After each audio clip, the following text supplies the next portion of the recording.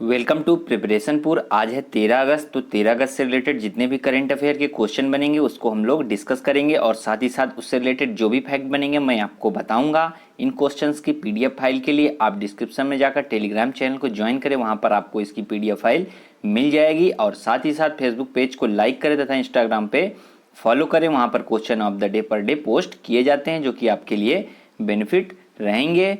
और अगर आपको ये क्वेश्चन आपके लिए यूजफुल लगे तो चैनल को सब्सक्राइब करें, लाइक करें, कमेंट करें एंड शेयर करें।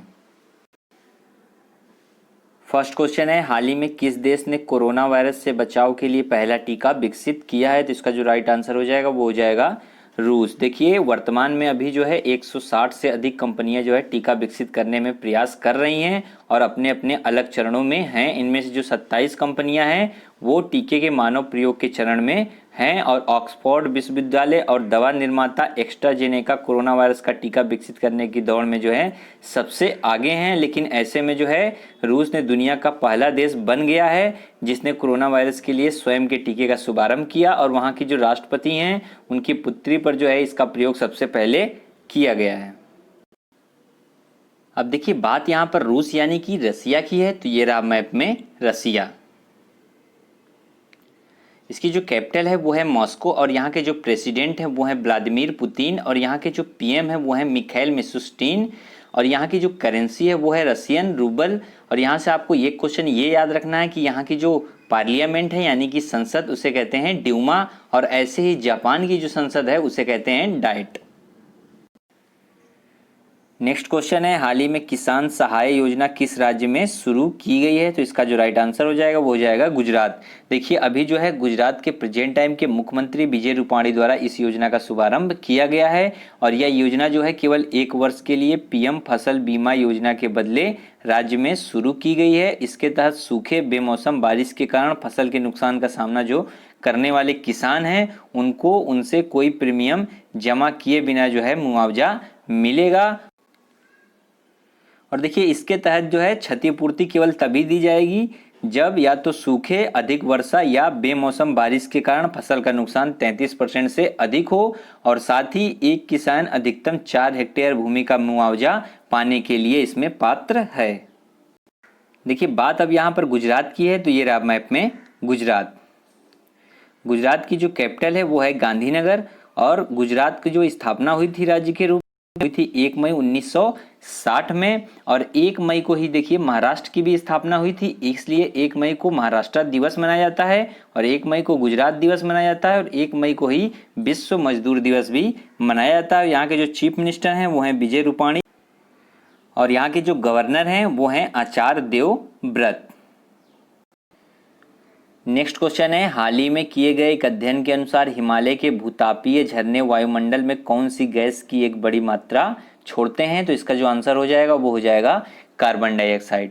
देखिए अभी जो है हिमालयन जियोलॉजी के वाडिया इंस्टीट्यूट के वैज्ञानिकों के द्वारा जो है एक अध्ययन किया गया। इस अध्ययन के अनुसार हिमालय के भूतापीय झरने जो है वायुमंडल में कार्बन डाइऑक्साइड की एक बड़ी मात्रा छोड़ते हैं। भूवैज्ञानिकों ने भूतापीय स्प्रिंग्स का अध्ययन किया जो उत्तराखंड में हिमालय के गढ़वाल क्षेत्र में लगभग 10,000 वर्ग किलोमीटर क्षेत्र में फैले हैं और इस अध्ययन को जो है वैज्ञानिक journal environmental science and population research में प्रकाशित किया गया है। इस रिसर्च में कहा गया है कि थर्मल स्प्रिंग्स को कार्बन डाइऑक्साइड, मैग्नेटिज्म और ग्रेफाइट के ऑक्सीकरण के साथ साथ हिमालय की कोर में मौजूद कार्बोनेट चट्टानों के मेटामॉर्फिक डिकार्बोनाइजेशन से प्राप्त होता है। अब देखिए बात यहाँ पर Wadia institute of Himalayan geology की है, तो ये जो है हिमालय के भूविज्ञान के अध्ययन के लिए एक अनुसंधान संस्थान है और इसका जो हेडक्वार्टर है वो उत्तराखंड के देहरादून में स्थित है। इसकी स्थापना वर्ष 1968 में की गई थी। नेक्स्ट क्वेश्चन है, हाल ही में किस देश के माउंट सिनाबुंग ज्वालामुखी में विस्फोट हुआ है? तो इसका जो राइट आंसर हो जाएगा वो हो जाएगा इंडोनेशिया। देखिए इससे जो है 16,000 फीट से अधिक का राख का एक स्तंभ हवा में फैल गया। उत्तरी सुमात्रा में स्थित यह जो ज्वालामुखी है ये लगभग 400 वर्षों की निष्क्रियता के बाद 2010 में सक्रिय हो गया यानी कि एक्टिव हो गया था। इंडोनेशिया जो है रिंग ऑफ फायर या सक्रम पैसिफिक बेल्ट पर स्थित है। इसके कारण जो है कई सक्रिय ज्वालामुखियों का ये घर है। द रिंग ऑफ फायर दुनिया के लगभग 75% ज्वालामुखियों और लगभग 90% भूकंपों का घर है। नेक्स्ट क्वेश्चन है, हाल ही में किसने स्वच्छ भारत मिशन अकादमी का शुभारंभ किया है? तो इसका जो राइट आंसर हो जाएगा वो हो जाएगा गजेंद्र सिंह शेखावत। देखिए हमारे प्रेजेंट टाइम के जो केंद्रीय जल शक्ति मंत्री हैं गजेंद्र सिंह शेखावत, उन्होंने जो है इसका शुभारंभ किया। ये IBR आधारित निःशुल्क मोबाइल ऑनलाइन शिक्षण पाठ्यक्रम है जो स्वच्छ भारत मिशन ग्रामीण के दूसरे चरण में निर्धारित लक्ष्यों की प्राप्ति की दिशा में काफी महत्वपूर्ण साबित हो सकता है। स्वच्छ भारत मिशन अकादमी का शुभारंभ जो है सप्ताह भर चलने वाले गंदगी मुक्त भारत अभियान के तहत किया गया है। गंदगी मुक्त भारत अभियान का जो उद्देश्य है वो स्वच्छता के प्रति लोगों को जागरूक बनाने के लिए उनके व्यवहार में बदलाव लाना है। नेक्स्ट क्वेश्चन है, हाल ही में प्रख्यात राहत इंदौरी का इंदौर में हृदय गति रुकने से निधन हो गया, वे किस लिए प्रख्यात थे? तो इसका जो आंसर हो जाएगा वो हो जाएगा उर्दू कवि और गीतकार। देखिए ये उर्दू कवि और गीतकार के रूप में जो है काफ़ी प्रख्यात थे। इनका जो निधन है वो 70 वर्ष की आयु में अभी हो गया। इन्होंने जो है मुन्ना भाई, MBBS, करीब, घातक और इश्क जैसी जो है हिट फिल्मों में गीत लिखे थे और इन्होंने 1985 में भोज विश्वविद्यालय से उर्दू साहित्य में PhD की उपाधि प्राप्त की थी। नेक्स्ट क्वेश्चन है, हाल ही में रोबोट, टेलीकॉन्सलेशन और टेली मॉनिटरिंग जैसे चिकित्सा उपकरण भारत ने किस देश से प्राप्त किए हैं? तो इसका जो राइट आंसर हो जाएगा वो हो जाएगा इजराइल। देखिए अभी हाल ही में जो है इजराइल ने कोविड-19 महामारी से लड़ने के लिए इजराइल भारत के सहयोग के रूप में एम्स दिल्ली को अत्याधुनिक आर्टिफिशियल इंटेलिजेंस आधारित तकनीक और उच्च स्तरीय उपकरण दिए हैं, जिसमें टेली कॉन्सलेशन और टेली मॉनिटरिंग के अलावा जो है CPD नामक एक कीटाणु शोधन जो कि 12 घंटे कीटाणु शोधन उत्पाद है जो संदूषण के नए मामलों को फैलने से रोकता है, और एक गैर इनिशिएटिव रिमोट रोगी निगरानी प्रणाली जो कि संदिग्ध कोविड-19 रोगियों के श्वसन संकेतकों के प्रारंभिक स्क्रीनिंग उपकरण के रूप में सहायता करता है, और रोगियों के अल्ट्रासाउंड उपयोग के लिए कृत्रिम बुद्धिमत्ता आधारित सॉफ्टवेयर जो विशेष रूप से कोविड-19 से लड़ने के लिए डिजाइन किया गया है। देखिए बात अब इजराइल की है तो ये रहा मैप में इजराइल। इजराइल की जो कैपिटल है वो है जेरूसलेम, और यहाँ के जो प्रेसिडेंट हैं वो हैं रिवलिन, और यहाँ के जो प्राइम मिनिस्टर हैं वो है बेंजामिन नेतन्याहू, और यहाँ की जो करेंसी है वो है न्यू शेकेल। नेक्स्ट क्वेश्चन है, हाल ही में किसने ICAR डेटा रिकवरी सेंटर कृषि में लॉन्च किया है? तो इसका जो आंसर हो जाएगा वो हो जाएगा नरेंद्र सिंह तोमर। देखिए हमारे प्रेजेंट टाइम के जो कृषि मंत्री हैं नरेंद्र सिंह तोमर ने जो है इसको अभी लॉन्च किया है, और इसका जो उद्देश्य है वो सरकार के प्रमुख अनुसंधान निकाय भारतीय कृषि अनुसंधान परिषद के कीमती आंकड़ों की रक्षा करना है, और यह जो है हैदराबाद में राष्ट्रीय कृषि अनुसंधान प्रबंधन अकादमी में स्थापित किया गया है, और वर्तमान में CISAR का मुख्य डेटा सेंटर जो है राष्ट्रीय राजधानी में भारतीय कृषि सांख्यिकी अनुसंधान संस्थान में है, और कृषि में की जो स्थापना है वो राष्ट्रीय कृषि उच्च शिक्षा परियोजना के तहत की गई है जो सरकार और विश्व बैंक दोनों के सहयोग से स्थापित हुआ है।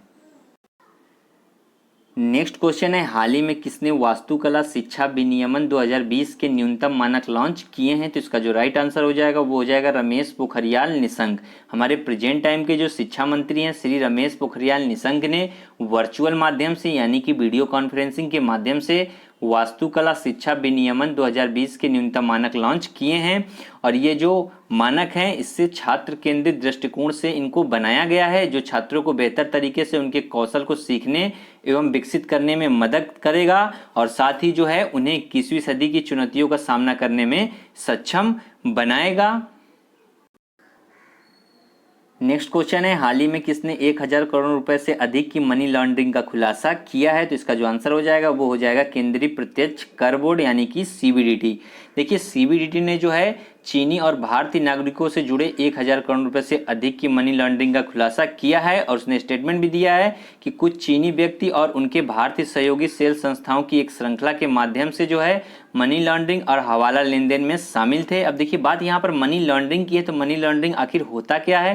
तो देखिए अवैध रूप से प्राप्त आय की पहचान को छिपाकर उसे वैध स्रोतों से प्राप्त आय के रूप में प्रदर्शित करना मनी लॉन्ड्रिंग कहलाता है। अब देखिए बात यहाँ पर CBDT की है यानी केंद्रीय प्रत्यक्ष कर बोर्ड यानी कि central board of direct tax. तो यह एक केंद्रीय राजस्व अधिनियम 1963 के तहत एक संवैधानिक निकाय है, और यह जो है प्रत्यक्ष करों के संग्रह और लेवी से संबंधित कारपोरेट टैक्स आदि से संबंधित है। और देखिए इसके प्रेजेंट टाइम के जो प्रेसिडेंट हैं यानी अध्यक्ष हैं वो हैं श्री प्रमोद चंद्र मोदी। नेक्स्ट क्वेश्चन है, हाल ही में किस मंत्रालय द्वारा जनजाति स्वतंत्रता सेनानियों का संग्रहालय विकसित किया जाएगा? तो इसका जो राइट आंसर हो जाएगा वो हो जाएगा जनजाति कार्य मंत्रालय। देखिए अभी जनजाति कार्य मंत्रालय द्वारा भारत के स्वतंत्रता संग्राम में योगदान देने वाले जनजाति लोगों को समर्पित जनजाति स्वतंत्रता सेनानियों का संग्रहालय विकसित किया जाएगा।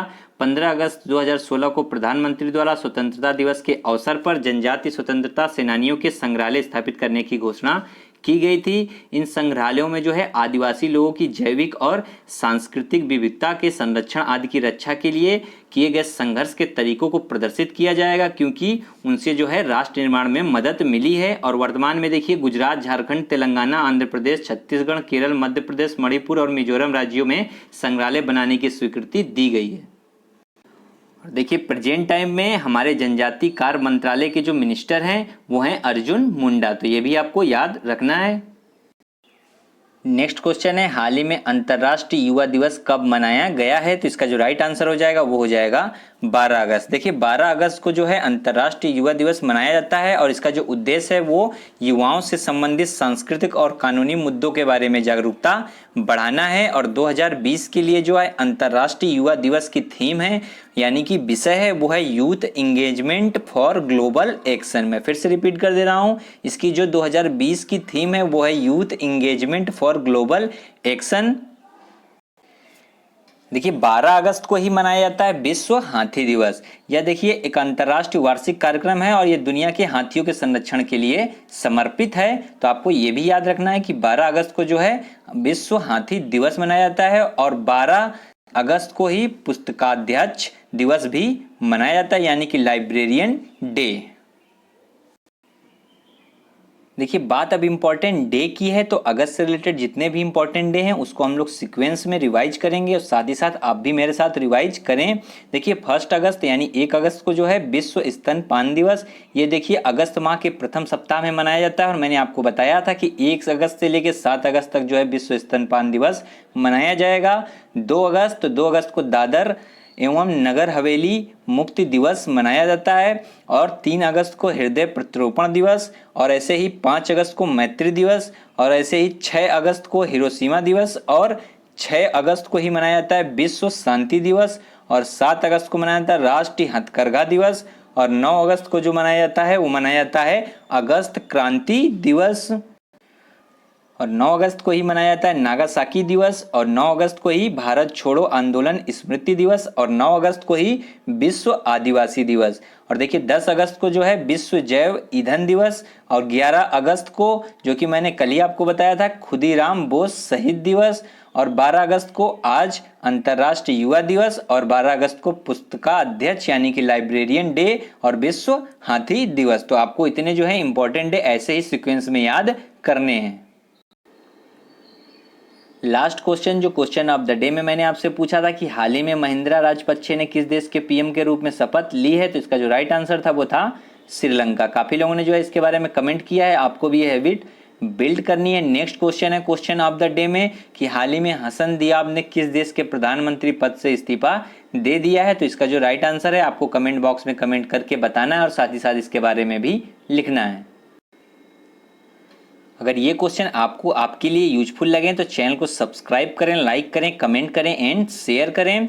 और इन क्वेश्चंस की ऑडियो फाइल के लिए आप खबरी चैनल को ज्वाइन करें, वहां पर आपको इसकी ऑडियो रिवीजन के रूप में ऑडियो फाइल मिल जाएगी जो कि आपके लिए काफ़ी बेनिफिट होगी। तो आज के लिए इतना ही रखेंगे। Okay, thank you.